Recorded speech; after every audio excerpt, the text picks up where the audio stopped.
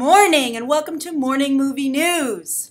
Now today is not a big news day, but thank goodness for these kinds of days occasionally because it allows me to search for other stories that would normally get a chance in the spotlight. And for instance today I think I have 3 stories that are very unique and interesting, and I'd be curious to know what you guys think, and if you agree that I uncovered some hidden gems. Now, the first one is a bit of a fluff piece, but I think it's very timely, and I think a number of you will get a kick out of it. And that's that yesterday it was announced that both the names Elsa and Logan have become quite popular with parents of newborns. Yes, people across the globe are naming their children Elsa and Logan. Elsa, for instance, has popped into the top 100 of names worldwide for the first time ever, and Logan has made quite a jump up to number 14 for boys' names. Now, obviously with Logan, that's a bit more of a stretch to credit that to X-Men Days of Future Past and the X-Men franchise in general, because I don't think it's as well known that his actual name is Logan. And if you want to get technical about it, his real name is actually James Howlett. But I think Logan, of course, is how he's more popularly known, and you would of course give someone the credit if this was a trivia contest. And I actually think Logan's a really nice name, so I can see why it's so popular, and it's nice to think that Hugh Jackman and the X-Men franchise are somewhat responsible for that, or maybe the Marvel Comics, but of course movies get much more exposure. But with Elsa, I think there's no denying that that is because of the success of Frozen.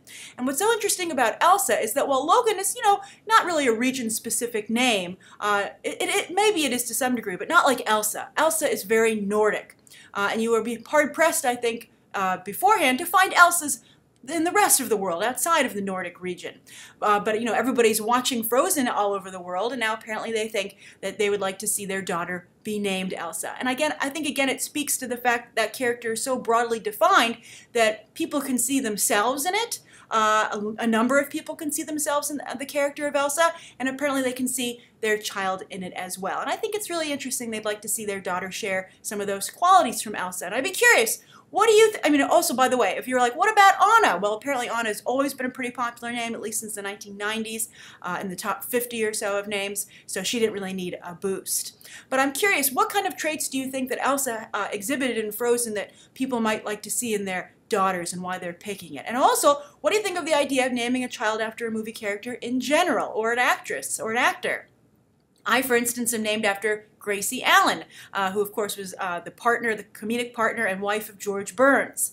Very good duo, very popular in their day, and my dad happened to be a big fan of Grace Allen, so that's how I got my name. So if anyone here is named after a character or a famous performer, share down below, and I'd be curious again to know what you think of naming kids Elsa and Logan. Do you think people chose the right names from those movies? Where are all the Charles and the Erics, right, and the Ravens? Why don't we see more Ravens? Maybe if there's a Mystique movie, we will. All right, so that's the first story of the day. Now, the second story of the day is that a comedy has been greenlit for Ken Jeong to star in. Of course, Ken Jeong was originally a doctor, and he decided he wanted to get into comedy, and he found himself eventually in the Hangover movies. And of course, he's also been on Community. But I think the Hangover movies is how people know him best, and he actually, even to some degree, I think, took over that franchise and had a larger and larger role. And I really think that I think he's really funny, actually. And when I saw The Hangover 3, yes, I believe it was the second one or the third, I'm not sure, but there was this funny one. He had one of the best lines I think I've ever seen. They all kind of bleed together, but he had one of the best lines I've ever seen in that franchise of all 3 movies, where something about cocaine, and some character expresses disbelief, they don't know something about cocaine, and Ken Jeong's character was like, "Oh God, read a book." And I just thought that was such a funny, intelligent joke that, if you're educated, you'll know how to do cocaine. So I thought that was really a great twist. It's my favorite kind of humor, intellectual, going for broke. I really like that kind of comedy. And so I think Ken Jeong is very talented, and I felt bad that he's found himself mostly sidelined into voice work for animated films. He was in Despicable Me 2, Turbo, Penguins of Madagascar coming up, he does a voice, but not stuff that's on camera. He's gotten some more television work, but really not to the caliber of the Hangover franchise. He hasn't been able to get back up to that level of work. So he finally got a film, and this sounds really good to me. It's going to be called International Incident, and it's about 5 UN delegates who go on a road trip to go after one of their lost loves. That sounds great to me. It has built-in reasoning for diversity. It sounds like it's going to have a lot of that kind of humor I like, intelligent, kind of like, I like historical humor. I'm also a really big fan of historical humor. Political humor as well. I'm a big fan of that. So this sounds like something I think I would really enjoy, and I think a lot of people would enjoy. And if they can get other actors who are as distinct and diverse as Ken Jeong, and I don't just mean diversity in terms of his ethnicity, but his comedic stylings, I think are very unique. So he could be really in for a great movie there. And it has a very good team behind the scenes as well. It's actually written by a former Daily Show writer, David Haverbaum, and he actually is working on the Maya Rudolph show right now, but he got this script picked up. And then also Steve Carell, former Daily Show correspondent, but perhaps these days known for other things, but of course he got his start in the same place. It looks like he'll produce. I would be interested to see Steve Carell maybe star, but I don't know, he might actually hurt the film. I'm not quite sure how solid he is at the box office these days, and I think Ken Jeong needs, you don't want this to seem too TV-like, or too like a rental. I think they need a little bit more star power. I think Bradley Cooper, for instance, brought some star power to the Hangover movies and helped elevate the material a little bit, and the cinematography was a big thing there, as I've been discussing recently with The Interview, the new Seth Rogen, James Franco movie, which I feel has a similar, really epic, strong cinematic look. And so I would like to see that here, and this just sounds like a great movie to me, and I'm really glad to see Ken Jeong getting more opportunity. I'd be curious to what you guys think. Does Ken Jeong deserve this opportunity, this big break? Does this sound like a good movie to you? And do you want to see Steve Carell in it or just produce the film? So that's the second story of the day. Now the third story of the day, I just read this morning actually, and I thought this was a great, fascinating story. Now, of course, we all love the UK. You guys are awesome. A number of you watch this show. You put out some amazing content. You are really, in terms of television, you're almost, untouchable with, shows like Sherlock and Downton Abbey. Orphan Black is picking up a lot of steam. Really great, entertainment industry over there. And also your films are quite good as well. And, starting to become more aggressive in that area as well. And see if you can dominate quite like to the degree that you do in television. But I think that's one thing that's interesting about the UK is that one of the things that you have going for you is the amazing tax incentives for film production. And that's what this story is about today. That the big headline was that, let's see here, Pinewood Studios, there are 3 big studios, film studios in the UK, but Pinewood just was approved to expand, to become even bigger, because so many films want to shoot in the UK because of these tax credits. Hollywood, of course, you might have seen the headlines that they're very upset that in California there aren't aggressive enough tax credits, and they're losing so much of their business, not only to other areas in the United States, but obviously overseas, as you're seeing.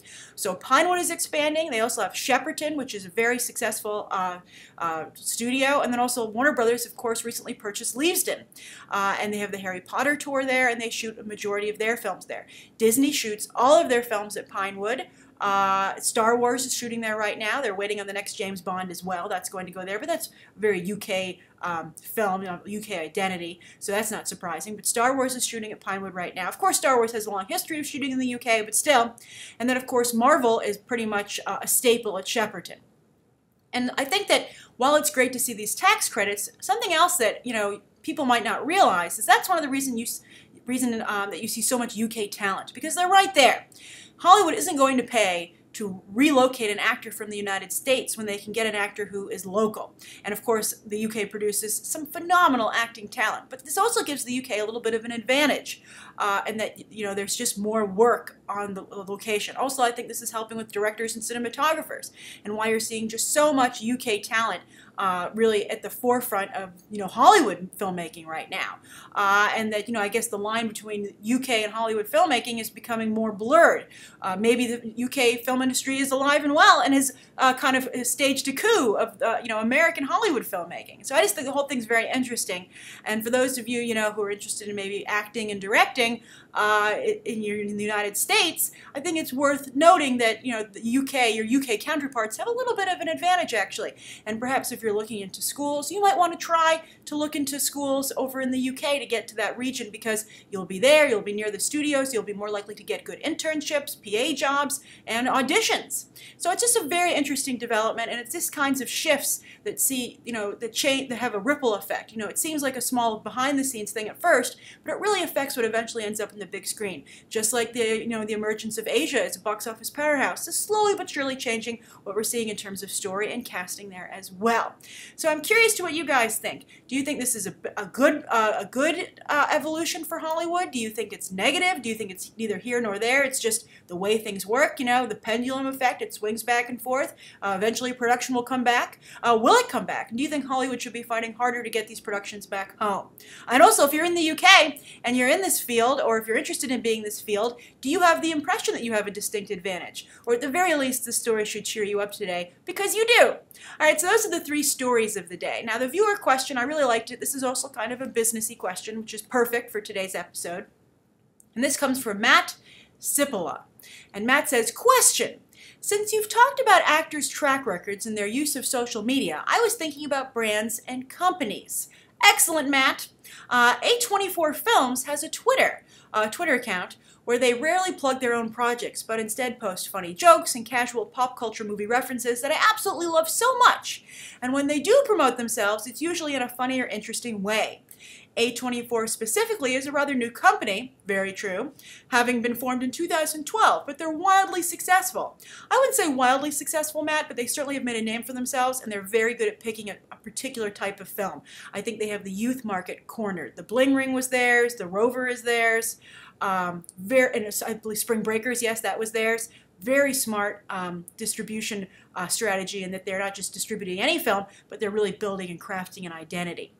So then Matt continues and says, in fact, whenever I see a film that is being distributed by A24, I immediately want to know more about it, since they only tend to pick great films. And he actually lists them here. Enemy, that's the Jake Gyllenhaal film recently, Under the Skin, Scarlett Johansson, and then Bling Ring and Spring Breakers.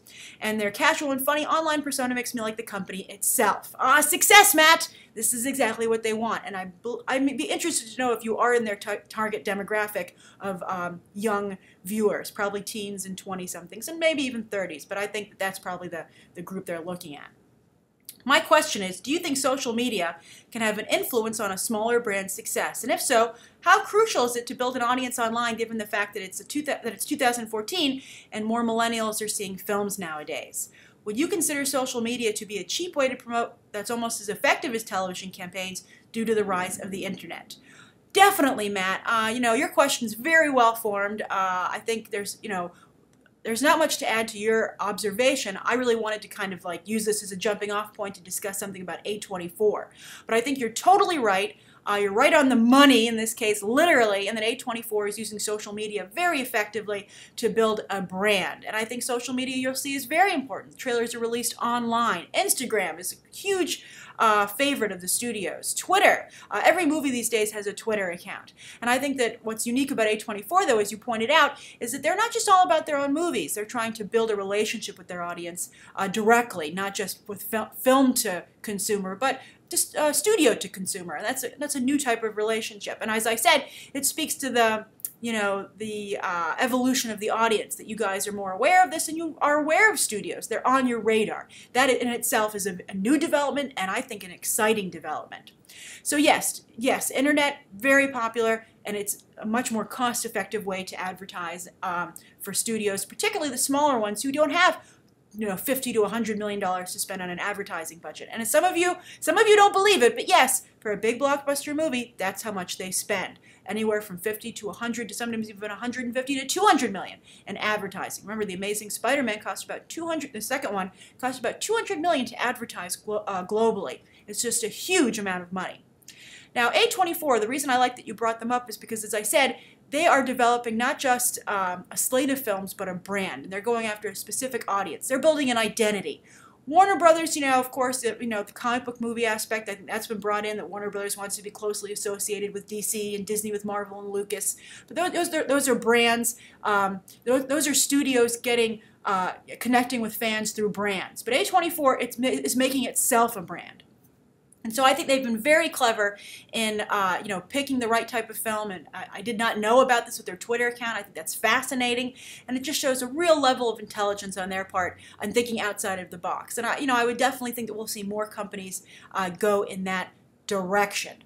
For instance, Open Road, they've been more traditional, but they should maybe go in that direction. And also, Lionsgate and Summit, I think, has a very good brand recognition with their audience because of their films, Twilight and The Hunger Games. But perhaps they should be taking a page from A24's book and trying to reach out more directly. Now, what I want to ask you guys, and kind of shoot this question back at you and Matt and everybody in general, is do you like having a relationship with the distribution studio? Is that something that interests you? It clearly interests Matt. I'm interested, and I think if you watch this channel, you are obviously interested in the business of movie making. So I'm curious, why do you want to get to know the studio? Are there any studios that are your favorites? We just talked the other day about which animation studio is your favorite. How about studio in general for live action film? Or when you see the 20th Century Fox sign, are you like, I'm going to watch that? Disney, Warner Brothers, Universal. Do the theme parks play in there? For instance, are you more of a fan of Universal because of their theme parks across the globe and the Harry Potter aspects that they've brought to that recently? That's, of course, I think really raised their profile. Universal Studios is plastered all over NBC Universal's properties this week. The Today Show, Jimmy Fallon, The Tonight Show is out there. All of these people are down in Orlando promoting this expansion, and at the same time, the Universal brand. So that's today's morning movie news. Thank you so much for tuning in. Please write down below what you think of today's top 3 stories and the viewer question. Let me know what you'd like to see covered tomorrow and any questions that you might have. Thanks for watching. Bye.